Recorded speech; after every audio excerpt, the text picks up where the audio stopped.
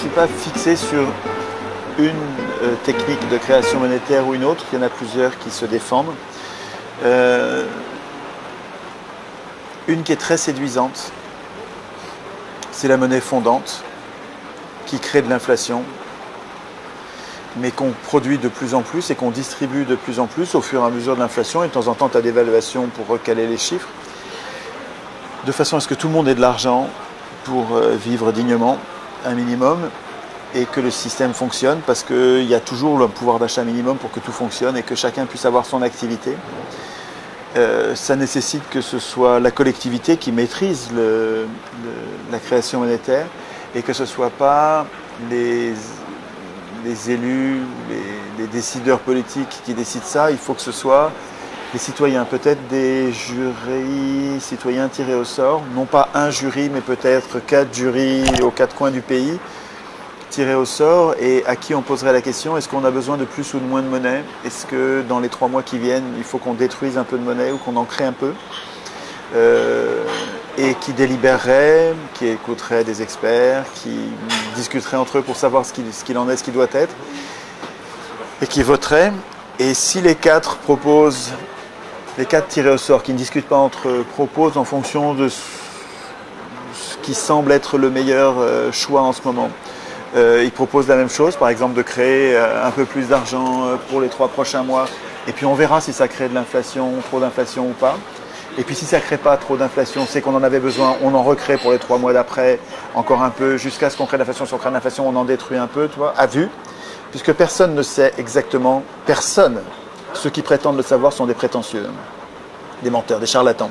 Personne ne sait exactement quelle est la quantité de monnaie dont le corps social a besoin en ce moment. Donc c'est pas absurde de naviguer à vue en injectant de la monnaie un peu, enfin un peu, c'est des milliards quand même, hein, c'est des quantités, c'est un peu par personne, et puis regardez ce que ça fait.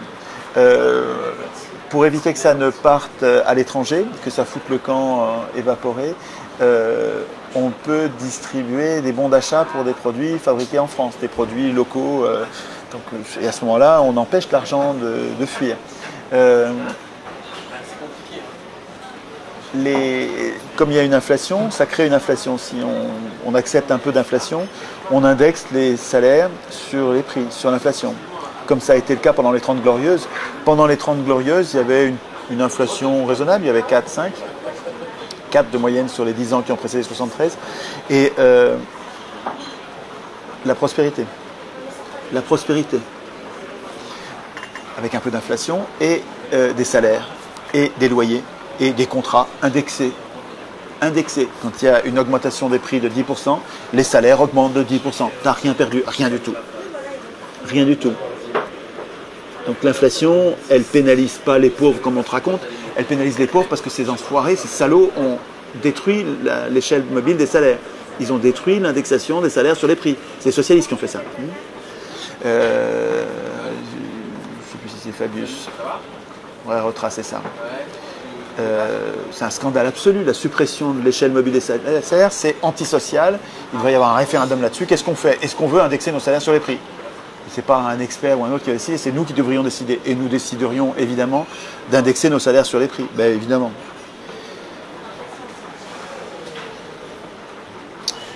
Sur le financement de l'économie, un État qui aurait récupéré la création monétaire, création publique, serait capable de financer les investissements publics sans avoir besoin d'emprunter auprès des marchés financiers et donc sans payer un intérêt non nécessaire et ruineux.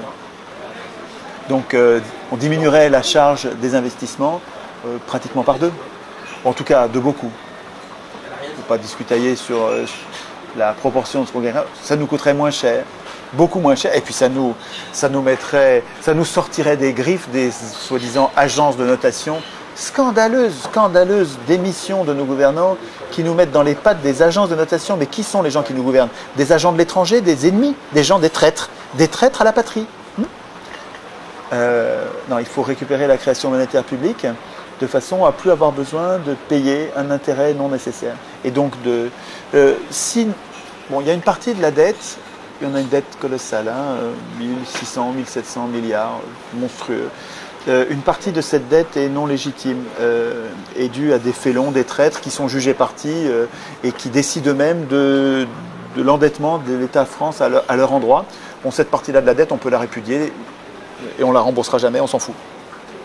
Il y a toute une autre partie de la dette de gens qui ont fait confiance à l'État, des petits épargnants, des retraités, et qu'il faut rembourser, évidemment. Il ne s'agit pas de les spolier, ces gens-là.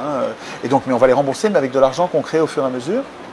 Et au lieu de l'emprunter, on le crée et on rembourse progressivement. En 10 ans, peut-être 20 ans, 15 ans, on aura fait le tour et remboursé la dette légitime, on l'aura remboursée et on aura remis les comptes à zéro. Tout ça est absolument possible et facile même, à condition qu'il y ait une volonté politique. Le problème, c'est que la volonté politique des acteurs en ce moment, elle est à l'inverse. C'est-à-dire que depuis 40 ans, nos acteurs politiques, soit de gauche, entre guillemets, en fait c'est les gens d'extrême droite, soit de droite, entre guillemets, en fait c'est les gens d'extrême droite. Donc les gens du PS et de l'UMP sont tous au service des banques et des industriels. Donc, avec ma définition, qui est celle de Guillemin, d'extrême droite. Donc ces gens-là, depuis 40 ans, ont tous voté, tous des budgets en déséquilibre, depuis 40 ans. Donc ils ont fabriqué la dette, c'est eux, les parlementaires. Et pas nous, les citoyens, c'est eux, les parlementaires, qui ont fabriqué cette dette de toutes pièces. Donc c'est eux les responsables de la dette. Et en même temps, ils nous ont privés, avec l'article 104 de Maastricht, qui est devenu 123 de Lisbonne, ils nous ont interdit de créer l'argent nécessaire pour rembourser la dette. Donc ils nous ont mis dans les pattes des marchés financiers, avec la tenaille dont je parle souvent, nous endetter en dépensant plus que les impôts, plus que ce qu'on gagne, tous les ans un peu plus, jusqu'à avoir une dette extravagante, et en même temps interdire la création monétaire. Alors interdire la création monétaire, si tu n'as pas endetté l'État, ben, c'est pas grave. Ça ne me sert à rien d'avoir la création monétaire si je finance toutes mes dépenses avec mes impôts. Je n'ai pas besoin de la création monétaire, dans ce cas-là. Mes impôts me servent. Mais si jamais j'ai besoin d'argent, alors là j'aurai besoin de la création monétaire. Donc ils nous ont privés de la création monétaire d'un côté, et de l'autre, ils nous ont endettés. Alors là, on est tenaillé dans les pattes des marchés financiers parce qu'il y a les deux. C'est comme une pince. Bon, mais ça, c'est des traîtres à la patrie qui ont fait ça. Des félons, des gens qui devraient être en prison. Et ils sont en ce moment au pouvoir. Donc, notre problème, ce n'est pas un problème technique. C'est facile de sortir de ce truc-là. Il faut une volonté politique. Il faut juste que les acteurs politiques ne soient pas au service des banques. Pourquoi les banques achètent les médias ? Pourquoi le Crédit Mutuel vient d'acheter le quart de la PQR, de la presse quotidienne régionale? Pourquoi le Crédit Mutuel prend le contrôle du quart de la presse quotidienne régionale d'un pays? Pourquoi une banque prend le contrôle d'un média? Pourquoi Rothschild achète Libération? Pourquoi Dassault achète Le Figaro? C'est pas pour gagner de l'argent, ils en perdent. C'est pour gagner les élections. C'est pour mettre au pouvoir des gens qui vont fabriquer la dette, nous interdire la création monétaire, nous mettre dans les pattes de l'Union européenne qui est un piège fasciste 2.0. On n'a pas de problème technique. Techniquement, c'est facile ce qu'il faut faire. On a un problème politique. Nous désignons mal nos représentants. Donc on revient à la constituante. Il faut qu'on écrive nous-mêmes les articles de constitution qui nous manquent. Nous n'avons pas de constitution, il faut qu'on l'écrive nous-mêmes.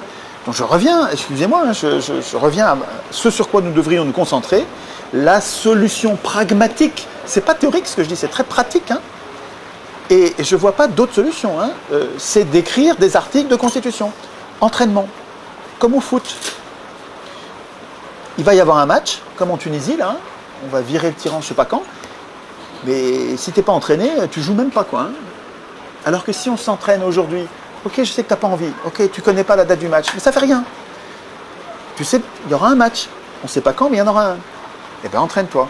Écris les articles de constitution. Écris les articles qui rétablissent la création monétaire, le revenu de base qui est distribué à tout le monde à partir de cette création monétaire, l'indexation des salaires sur les prix, le financement des investissements par la cotisation sociale au lieu de le faire par les marchés. On n'a pas besoin de l'argent des riches. On n'a pas besoin de l'argent des riches. On a besoin de l'argent des riches que parce qu'on a consenti à cette organisation. Il y a des tas de moyens de financer l'activité économique d'un pays autrement que par l'emprunt au marché financier. Voir le travail de Friot, le travail révolutionnaire, le plus grand révolutionnaire du pays en ce moment, c'est bouleversant ce qu'il apprend lui, c'est Friot, F-R-I-O-T.